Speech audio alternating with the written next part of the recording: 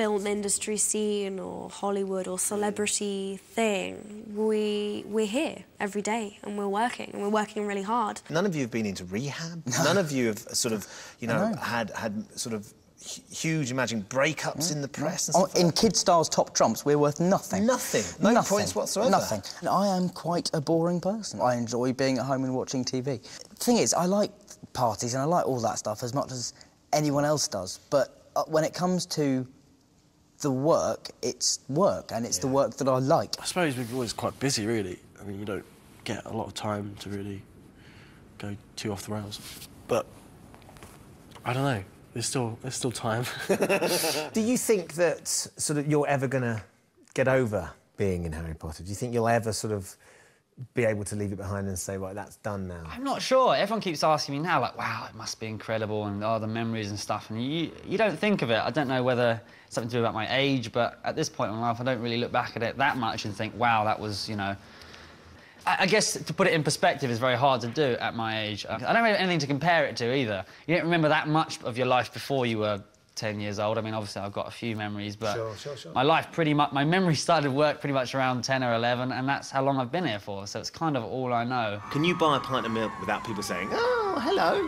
Well, yeah, I mean, it's pretty much constant and it's kind of everywhere, but everyone's always really positive. It's just I've never really seen it as kind of something to really hide away from. It's always been... Yeah, I remember once when I was in America, I think I was in America somewhere, and someone wanted a photo with me, and I put my arm around her, and she told me not to touch her. So that was probably the only kind of bad experience. She asked for your photo and then said, don't touch me. That's what you do, isn't it? I would have thought so. But yeah, she didn't want it. So that told you. Do you ever look back and think you've missed out on anything?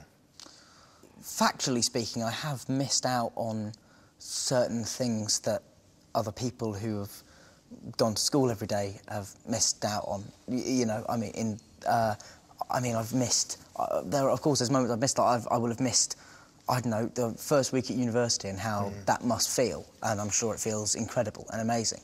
But I've had parallel experiences, though not the same, and the kind of are of the same nature, because we all sort of go through the same stuff. It's just what prompts us to go through it that sort of changes, I think. And so, yeah, I mean, I don't feel like... In terms of have I not done stuff that a lot of other people have done, then yes, that is absolutely undeniably true. But at the same time, I've done a lot of stuff that other people will never get a chance to do, and you know, so it's, you know, for everything I've missed, I've also gained something else. I'm very lucky that I've managed to retain at the same school I went to. Still, it wasn't easy leaving the school for a month and coming back with blonde hair and blonde eyebrows, you know. I would never say that I was bullied, only because I have a very, you know, I don't consider name-calling...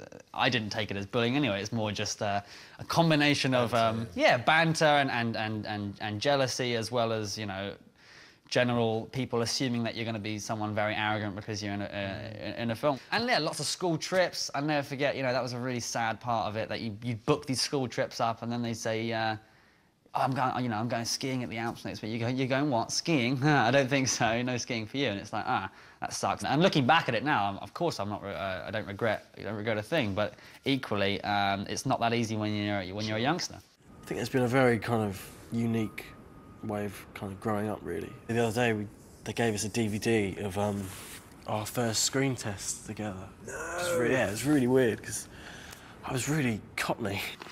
Nicholas Flamel is the only known maker of the Sorcerer's Stone.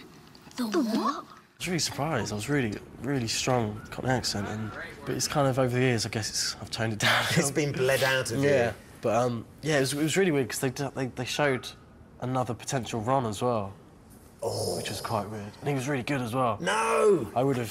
I probably would have cast him instead. It doesn't really feel real, that it really is coming to an end. It's really strange. I can't really describe it. I keep feeling like, I don't know, I guess I'm in denial. But however much we don't want to believe it, it is all about to come to an end. In this courtyard here, they're setting up for what will become the climax of this epic battle scene. You're going to have the good guys on one side, the dark forces on the other, and they're going to come together, and it's all going to kick off. But what we know is that some of our favourite characters might not make it through. Come on, Tom. Let's finish this the way we started it. together. But who will survive when Harry and Voldemort come face to face for the final time? The film should leave everybody with kind of the resting heartbeat of about 160 beats per minute. You know, I mean, it certainly feels like it when we're filming it, not to be disparaging, but feels kind of relentless. You know, everything is always happening, and it's a battle to the scale of which we've never seen in this world before. It's the way a film series should end. Think we'll ever just have a quiet year at Hogwarts? No. There must be a very special bond between you and Dan and Rupert, a bond that only the three of you can really understand, because right back from that first experience, the first day you turn up and you playing these characters, and that first premiere, the three of you have always been there. You've been there next to each other, so you know what it's like on the inside, being Harry, Hermione and Ron. Yeah. And that must be something very unique. Yeah, I have moments where I feel quite isolated by the uniqueness of my life experience. You know, I'll never be able to explain to anyone that I meet new that what my life has been like or what it's all like, really. You kind of have to be in it. So they are the only two other people in the world who I don't have to explain myself, and they just know. They've done everything with me, and that bond that we have, I think, even more than it is to us now, I feel like when this is over, our friendship will have a new importance for the three of us, because I think when it's over, we'll need each other more than we do even now, really. I'm Harry Potter. If you could look back to 10-year-old Dan, who's just about to embark on this journey, what would you say to him to prepare him? Have a good time. I don't know, what else would I say? Is there an essence that you'd sort of go, you know, don't get too carried away with it, don't believe the hype, you know, or... I don't think I tell myself anything that the 10-year-old me hadn't already sort of had. I was very unfazed by it all. Like, I didn't believe the hype, and I didn't get too swept up by it, and I always had fun, and I didn't, you know. So I don't know if there's anything I would say to him. Well, that sounds awfully smug, but I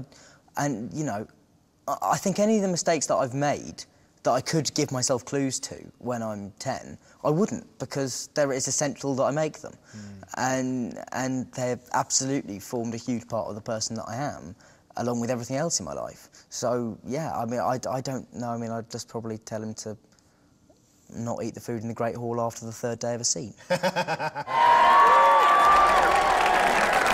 done, everybody. Thank you.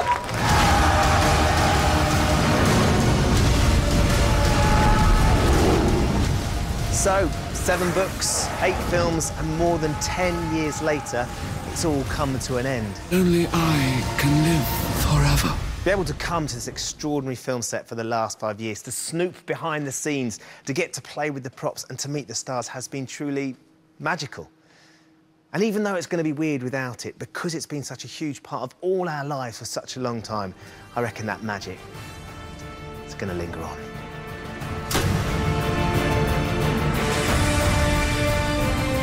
Time to try and outsmart regulars Jason Manford and Peter Andre. Odd One In is next this evening. Penn and Teller are back at 9, and Jack Dee, Jimmy Carr and Catherine Kelly are making the decisions in The Marriage Ref at 10.